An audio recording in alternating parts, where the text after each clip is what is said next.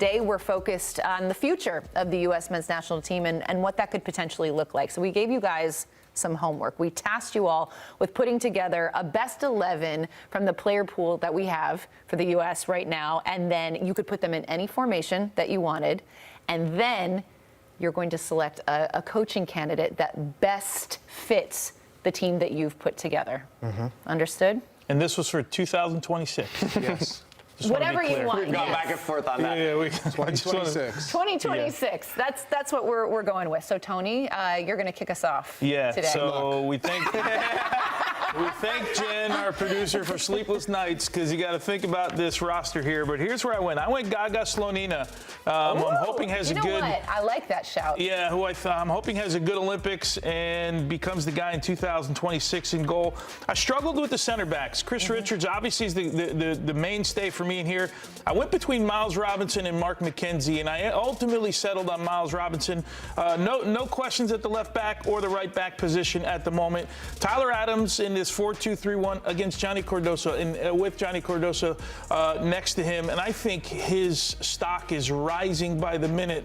Cardoso, Real Betis, so I put him there. Gio Reyna, I like him in the middle of the field, so I put him as the 10. I moved Pulisic to the right-hand side. Haji Wright, if I had my way, be a little bit higher up the field. I think over the next 2 years he's going to continue to rise at the club level and continue to score goals. And I'm still holding on belief that Flo is the guy in the number 9 position that will ultimately be there in 2026. Okay.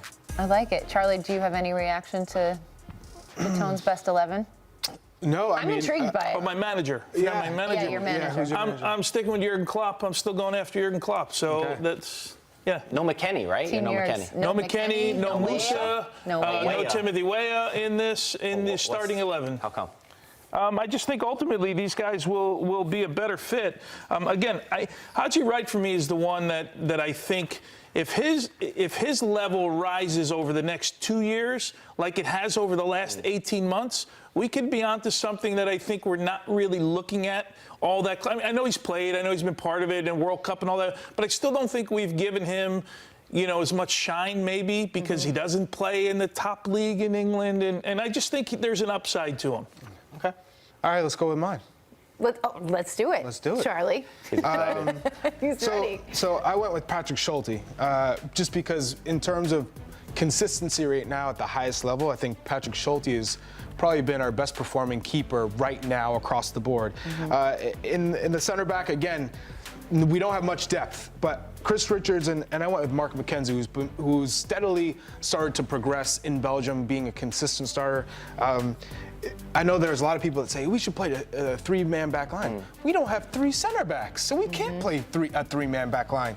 So Anthony Robinson and Serginho Dest, get him back on the pitch. We know how good he can be in the attacking half, and I think he's starting to finally realize how important positioning is as a right back, and so that really helps his defending. We saw in the World Cup he can do it. Adams and Musa. Musa is our most gifted dribbler and technical player in the midfield. He's 21 years old right now. So in 2 years, I think he's going to blossom and grow and develop, and he'll be there. And Tyler Adams, he just has to overcome his injury history. He did it after RB Leipzig for a bit. Now we had this lull. Get him back healthy, playing at Bournemouth, and we saw how important he is for the team. Kevin Paredes is the one. Left winger. So we know Anthony Robinson bombs forward. You need somebody who can also cover. And Paredes has played left back, left wing back. He has the pace. He's exciting. I think he's got a high ceiling. So that's the guy for me. And then Reyna in the middle.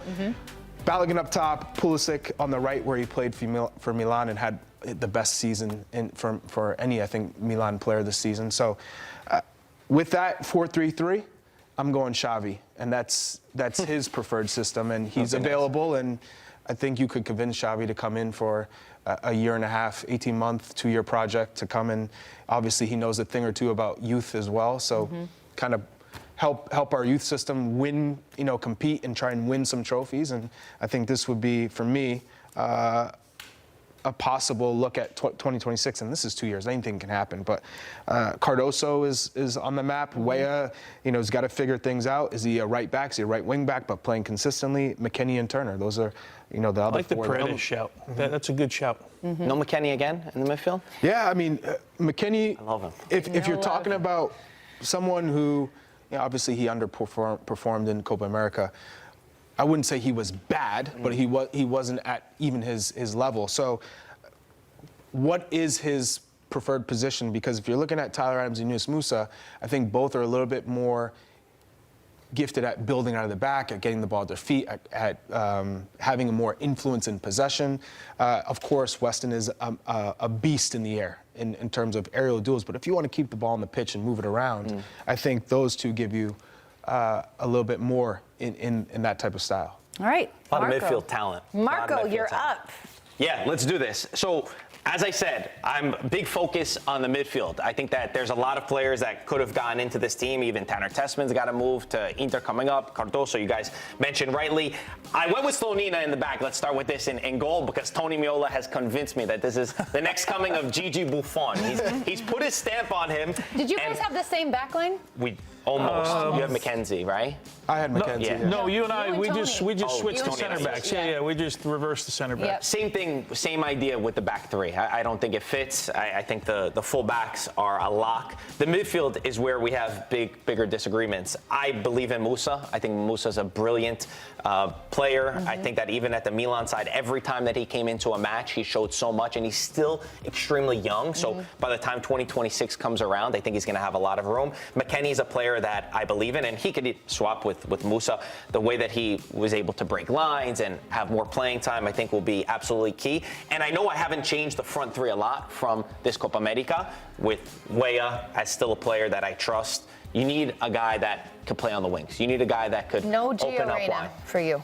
I know. I was going to put 4-2-3-1 and put Reyna there, but I think that the midfield talent within USA is the thing that sticks out the most to me, and I like that creativity. I think that needs to be the most important part of a team. And So who's leading the charge, Marco? so if we're sticking with the dream of a big coach, I mean, Klopp, of course, is the guy. If there's a way it's possible to convince him, If I it's think not the dream, though. Xavi, amazing.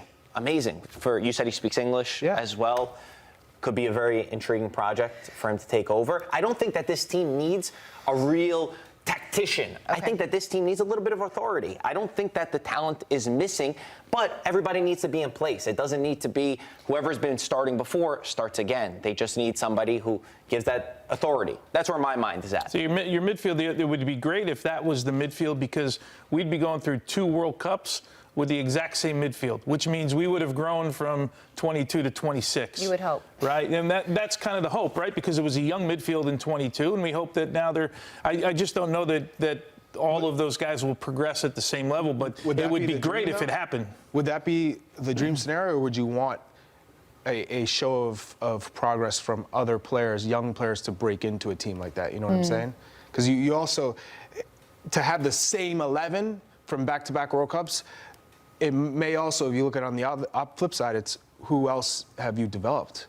Are you saying there's Well, not we were enough? so young in 22. That's the only hope. It's not like we were Croatia with an older team where you get to the next tournament and you're even older than an older team, So we were so young, so that would be the only hope, right? Yeah, you want players to come through, though. Yeah, and you want pressure on the national team players to perform, to be able to play consistently at their clubs, and if they don't, guess what? This guy who is playing consistently gets the nod. And I think that's what happens when you get a new national team coach is back to, if you're not playing at your club, don't think you're coming to the national team you're playing, because you're not fit, you're not in form, and the rhythm's not there.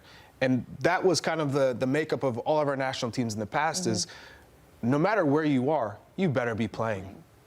There's also other nations, though, in the world that they have players that are not starting necessarily. Like even De La Fuente with Spain, right? He's got a couple of guys that were not at their best. But if you put them in a system and you put them all together, like Cucurella was not somebody that I thought was going to be starting for Spain in the left-back position. But look how he's done. He's done amazing. Yeah, but he still played at Chelsea. But I'm saying everyone in that team plays. Lamine Yamal, Nico Williams, the two best playmakers for Spain, they play every week. Lamine Yamal, 16. He still plays every week, and that's why he's in the squad. Rodri plays every week, arguably the best midfielder in the world with Manchester City. And Fabian Ruiz plays every week in PSG. It's not like the Spanish side is made up of players who are not playing. But it's not just the guys that are playing the most. It's also like there's favoritism in terms of the coach and what he wants, even if it's not the guy that's performing at his highest level, because it's about creating that group and it's about creating that unity that even if it doesn't make sense necessarily on paper, as a whole, it does. That was a fun exercise. Great job, Choose guys. your team? Huh? We got to take a break. Who's your coach? Yeah, who you got? Who's your coach? Oh, come on. You all know who my That's coach the only is. thing we know. I live and die by club. Sue That's said, it. "I'm not That's all going you on need to social." know.